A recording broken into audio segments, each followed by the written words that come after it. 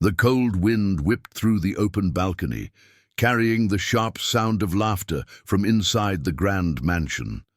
The city below glittered with lights, but none of that brightness touched the face of the woman standing alone, her eyes fixed on the distant horizon.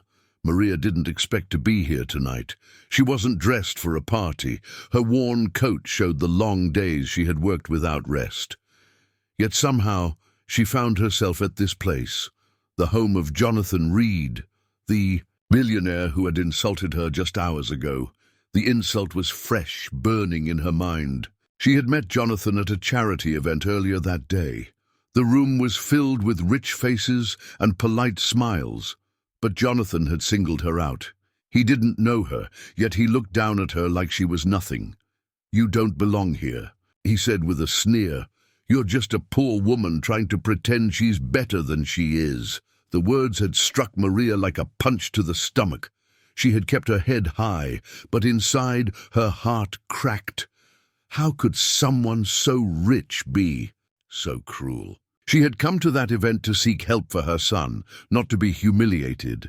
But tonight, standing here in the quiet after the storm, Maria's mind raced with questions. Who was Jonathan Reed, really? Why had he said those things? And what would happen next? Her thoughts were interrupted by a soft voice behind her. "Mom?" It was a voice she recognized instantly. Her son, David. He stepped out onto the balcony, his eyes full of concern. David was just 16, but he had the strength and wisdom of a man much older. He had always stood by Maria, no matter what life threw their way. "What are you doing here?" Maria asked, surprised but glad to see him. "I couldn't stay inside," David said, rubbing his hands together to keep warm. "I heard what he said. Jonathan Reed. He was wrong, Mom. You're not just some poor woman. You're everything." Maria felt tears prick her eyes. Her son's words were like a balm to her wounded spirit. Suddenly, the silence was broken by a sharp knock on the balcony door. Jonathan Reed himself stood there, his face unreadable. "I didn't expect you to be here," he said quietly. Maria's heart pounded. This was the moment she had dreaded and yet somehow hoped for. What would he say now? Would he apologize? Or was this just the beginning of something even bigger? Jonathan looked at David, then back at Maria. "Maybe I was wrong," he said after a pause, "but you have to prove it." The challenge hung in the air, heavy and impossible. But Maria knew one thing for sure. She was not going to back down.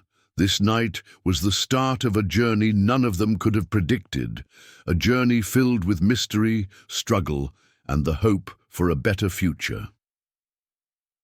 The next morning, Maria woke, up before dawn. The city was quiet, but her mind was loud with thoughts. How could she prove herself to a man like Jonathan Reed? How could she show that she was more than the insults, more than the struggles? Her first step was simple but hard. She had to find a way to survive, to support David, and to face whatever challenge lay ahead. Maria packed a small bag with essentials. She didn't know where she was going, but she knew she had to move forward. Outside, the streets were already waking up. Vendors set up stalls, children laughed on their way to school, and the world continued in its busy rhythm. But Maria felt alone in that crowd, carrying the weight of her past and the uncertainty of her future. She stopped at a small cafe and ordered coffee. The warmth was comforting, but her mind was elsewhere. David sat beside her, his eyes scanning the morning paper. Then he looked up. "Mom, I think I can help," he said with determination. "I've been reading about people who turned their lives around. Maybe we can do the same." Maria smiled weakly. "It won't be easy, David, but we have to try." Days passed, and Maria and David started searching for opportunities. Maria took small jobs, cleaning houses, washing dishes, anything to earn a little money. David helped with school and took on odd tasks for neighbors. But their biggest challenge was the secret behind Jonathan Reed's insult. Maria couldn't stop thinking about why he targeted her. There was something hidden beneath his arrogance. something she had to uncover.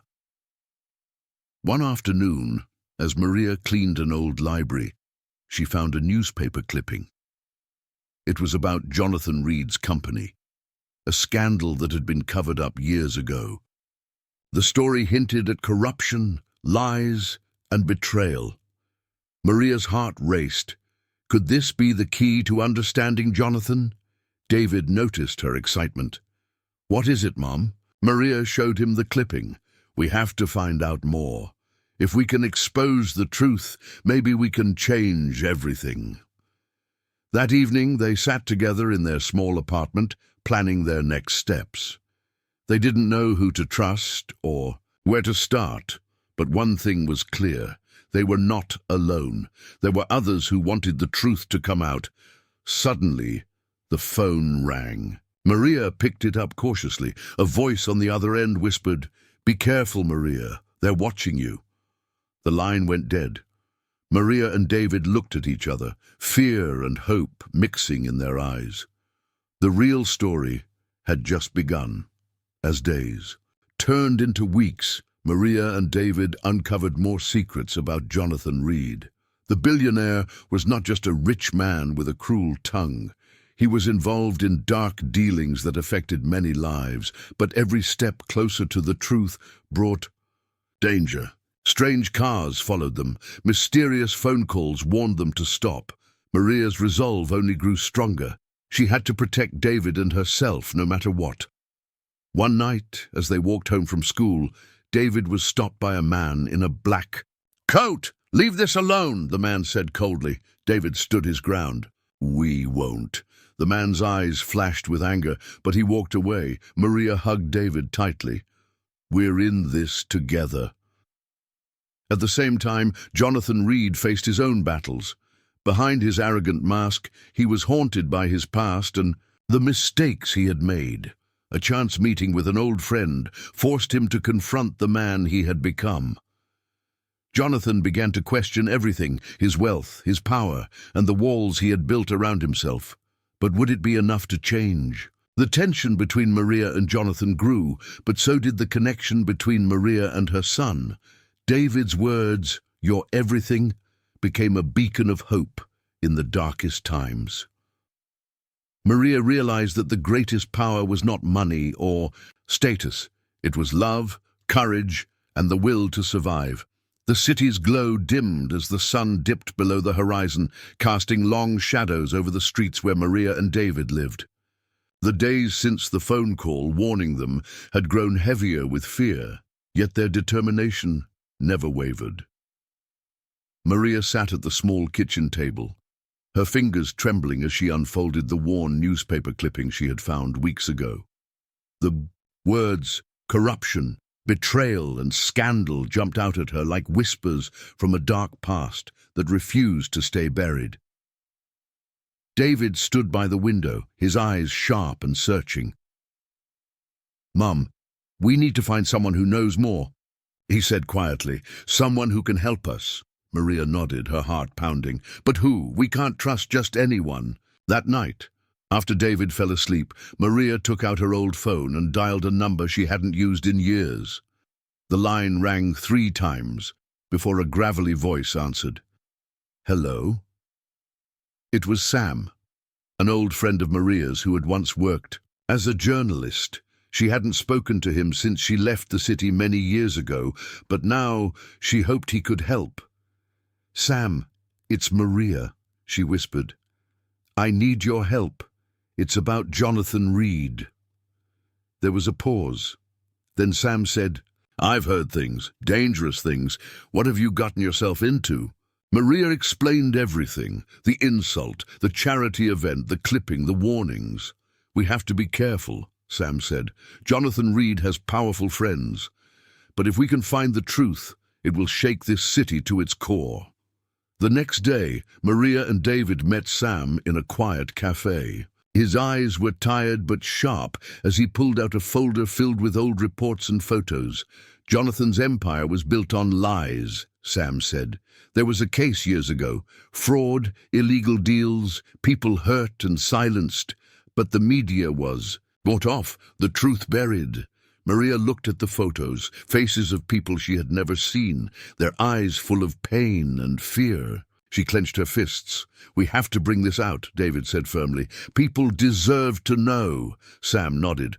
"I can help you publish it, but it's risky. Jonathan won't stop." Back at their apartment, Maria felt the weight of the coming storm. She and David worked tirelessly, gathering more evidence, talking to people who had once been close to Jonathan Reed. One afternoon, Maria's phone buzzed with a message. "Stop digging or suffer the consequences." Her heart raced, but she refused to give in. This was bigger than fear. Meanwhile, Jonathan Reed sat alone in his study, staring at the city skyline. The threats were no longer whispers. They had arrived at his doorstep. His old friend, Mark, had come to warn him. "Maria's stirring up old ghosts," Mark said grimly. "This could ruin everything." Jonathan closed his eyes, feeling the cracks in his carefully built world. That night, Maria and David heard noises outside their window. Shadows moved in the street below. They watched as a black car parked nearby, its lights off. David whispered, "They're watching us." Maria's hand found his. "We won't be scared." In the days that followed, strange things happened. Their apartment door was left open once. A package with no return address arrived. Inside, a single photo of Maria and David, taken from a distance. But the community began to take notice.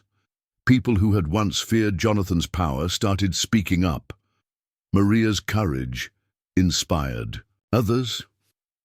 One afternoon, a woman named Claire approached Maria. Tears streamed down her face as she told her story, how Jonathan's company had ruined her family. "We can't let him win," Claire said. "You're not alone." Maria felt a new strength rising within her. At the same time, Jonathan made a shocking decision. He arranged a secret meeting with Maria. The place was a small park, far from the luxury of his mansion. When they met, Jonathan's face was unreadable. "I want to make a deal," he said. Maria stared, unsure. Jonathan continued, "Stop this investigation, walk away, and I will help you and your son." Maria's heart twisted. Could she trust him? Was this a trap or a chance for peace? David watched from a distance, his eyes narrowed. That night, Maria and David debated fiercely. "Mom, he can't be trusted," David said. Maria sighed. "I don't know, but maybe this is a way to protect us." They agreed to think carefully. The days after Maria's visit to Jonathan Reed's mansion were filled with an uneasy silence. The city seemed unaware of the storm gathering behind closed doors, but Maria and David could feel it coming, like a thundercloud ready to burst. Maria tried to focus on their small apartment, on the work they still had to do, but her mind often wandered back to Jonathan's words. "Prepare for what comes next." What did he mean? Was it a warning or a promise? David was quieter than usual. The boy who had once spoken with fierce confidence now seemed lost in thought. One evening, as Maria was cooking dinner, David finally spoke. "Mom," he said softly, "I think I know what we need to do." Maria looked up, curious. "We need to make people listen," he continued, "not just with papers and evidence, but with a story that touches their hearts." Maria nodded slowly. "You mean, tell them our story?" "Yes," David said. "If they understand what we've been through, maybe they'll stand with us." The next morning, Maria and David sat down together with Sam. They decided to start a video diary, real, raw, honest.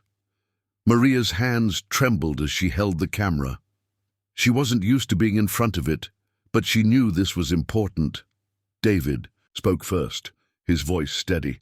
"My mum is a strong woman. She's been through things that no one should ever have to face." Maria followed, telling their story about the insult, the fight for survival, the secrets they had uncovered. As they recorded, tears fell, not just from pain, but from hope. The words felt like a release. The video was posted online and quickly. began to spread. Comments poured in, messages of support, shared stories and calls for justice. For the first time, Maria felt seen, truly seen. But the reaction wasn't all positive. Jonathan Reed watched the video, his face darkening with rage. The image of Maria and David, their courage shining through the screen, was a blow he hadn't expected. He called his team. "This ends now," he said coldly. "Find a way to silence them." The next day, Maria's apartment was vandalized. Graffiti covered the walls, hateful messages scrawled in red paint. David's school was targeted too. Rumors spread. Classmates whispered. But David stood tall. At school, during a heated argument with a boy who mocked his family, David finally spoke words that changed everything. "You can call us names, but you don't know us. My mother is the strongest person I know. She fights every day for me, for us, and we won't be afraid." The classroom fell silent. Some students looked away, ashamed. Others nodded in respect. Maria was proud but worried. One night David came to her, eyes shining. "Mom, I'm ready to go further, to face Jonathan, to speak the truth." Maria hesitated. "It's dangerous, David. I know. But if we don't speak, who will?" They reached out to a local TV station. A journalist agreed to interview them live. The night of the interview, Maria and David sat in the small studio, nerves twisting their stomachs. The host began with soft questions, then asked about the scandal, about Jonathan Reed. Maria told the truth, every word heavy with meaning. David added his own story, how his mother's courage had inspired him, how they both refused to be broken. The interview was broadcast live. Across the city, the response was overwhelming. People called the station, wrote letters, organized meetings. A movement began. But Jonathan was not defeated. He used his power to cut funding from the TV station, pressured advertisers, and spread misinformation. Maria and David found themselves under constant attack, not just from Jonathan, but from the world he controlled. One evening, Maria received a call. "It's your son," the voice said, panicked. "He's been in an accident." Maria's heart stopped. She rushed to the hospital, fear gripping every step. David lay in a bed, bruised but awake. He smiled weakly when he saw her. "I'm okay, Mom," he whispered. The accident was no accident. It was a message from Jonathan's. A sign, a warning. At the hospital, Maria sat by David's side, tears flowing freely. She realized then that their fight was no longer just about truth or justice. It was about survival. Jonathan watched from afar, cold and calculating. But inside, something was shifting. He heard about the movement, the support growing for Maria and David. For the first time, he felt fear. Not for himself, but for what his empire might lose. Maria and David knew the road ahead was dangerous, but their bond was unbreakable. David's words, the ones he spoke in that classroom in the interview, became a rallying cry. Strength is not in wealth or power. It is in standing up, in speaking out, even when the world is against you. The hospital room was quiet except for the steady beep of the heart monitor. Maria sat holding David's hand, feeling the warmth despite the bruises covering his body. The accident had shaken them, but it had not broken their spirit. If anything, it made them more determined. Outside the window, the city buzzed with life, but for Maria and David, time seemed to slow. They both knew that the battle ahead would be the toughest yet. Days after the accident, Maria received a call from Sam. His voice was urgent but calm. "We found something, Maria. Something big." Maria's heart pounded. "What is it?" she asked. "There's a hidden file, records from Jonathan's earliest business deals. They show clear evidence of fraud and cover-ups, enough to bring him down for good." Maria and David met Sam late that evening in a quiet cafe, the folder thick with documents spread between them. "This is it," Sam said. "Proof no one can ignore." The next step was clear. They needed to go public with everything. But Jonathan was watching, waiting for the right moment to strike. Maria and David agreed to meet with a respected investigative journalist named Laura, known for her fearless reporting. Laura listened carefully, her eyes sharp. "This story will shake the city," she said, "but you have to be ready for what comes next." Maria nodded, her voice steady. "We are ready." The interview aired on national television. Maria spoke with quiet strength, David's words echoing beside her. Truth and courage are stronger than fear and lies. The public reaction was immediate. Calls for investigations flooded the news. People who had long been silent found their voices. Jonathan's empire began to crumble. Jonathan, however, was not defeated yet. Desperate, he tried one final move. He invited Maria and David to a televised debate, an attempt to discredit them live. Maria hesitated, but David looked at her with steady eyes. "We have to face him, Mom. We can't run." The debate was tense. Jonathan was smooth, confident, throwing accusations and threats. Maria stayed calm, presenting facts, sharing stories of the people, hurt by Jonathan's greed. David spoke last, his voice clear and strong. "You may have money, but you don't have our truth. We will not be silenced." The audience erupted in applause. After the debate, the police finally took action. Jonathan was arrested on multiple charges.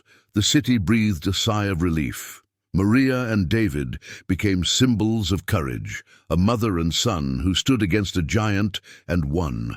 But victory was not just about Jonathan's fall. Maria sat with David, one evening, watching the sunset paint the sky in warm colors.